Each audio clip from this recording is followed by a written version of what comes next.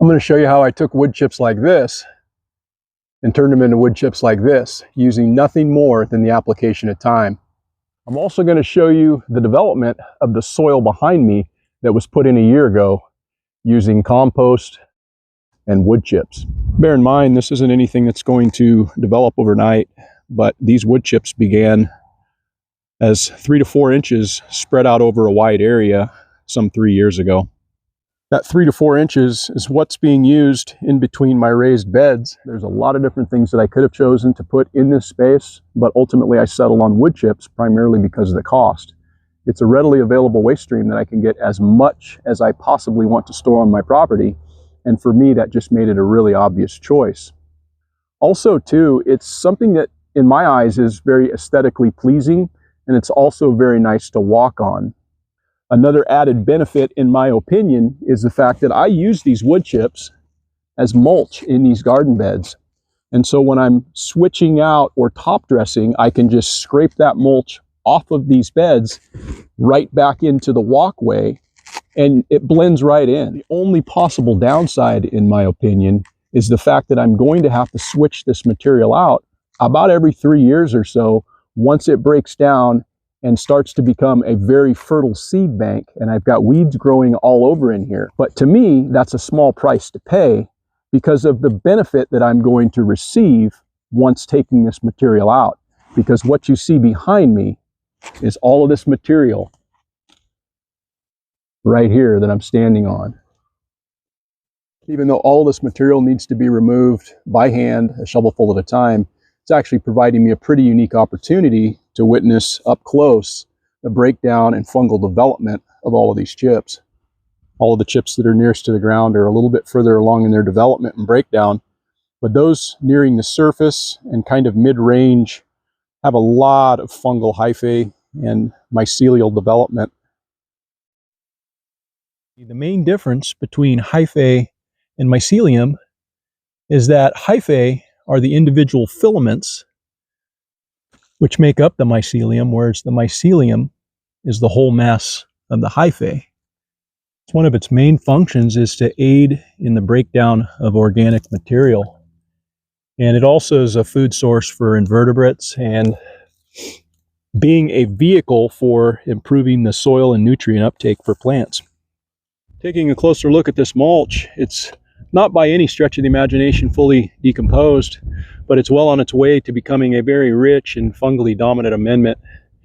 It's going to have a variety of different applications around my property, one of which is a planting space that I've been developing slowly over the course of a couple of years. Now that it's bare root season, I'm taking the opportunity to move a lot of that material into this space in preparation for some fruit trees that I'm going to be adding this winter. We get spent coffee grounds from our local coffee shop. And in addition to using these over in the chicken yard, I'm also going to be using them to aid in the breakdown and development of these piles.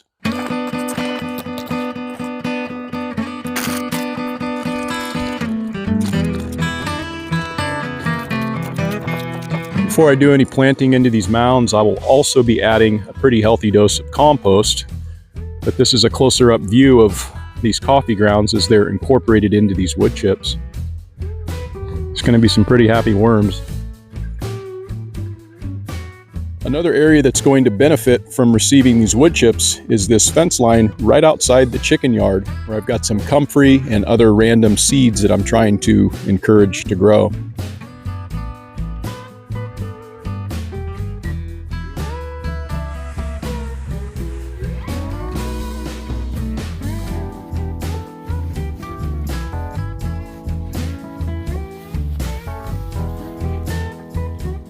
Each of these piles will be getting a pretty healthy dose of this compost that we make here. It's got a lot of biochar and larger chunks of wood chip.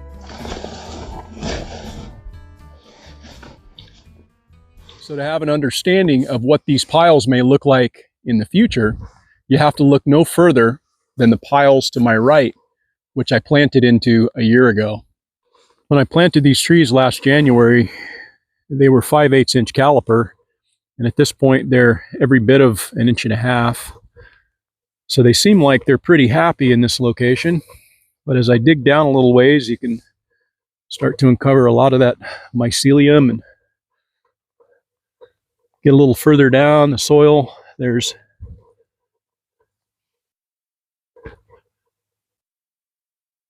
you can just easily put your hand in this, and it's very tilthy,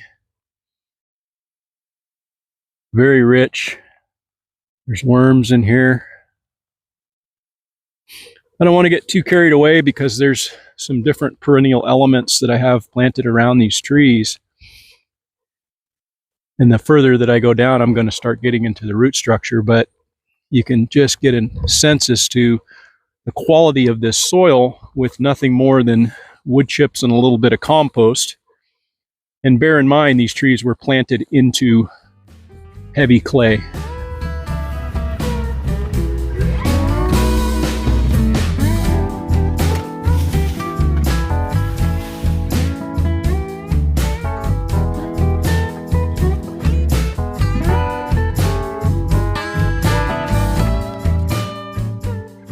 Thanks for watching, and I look forward to seeing you in the next video.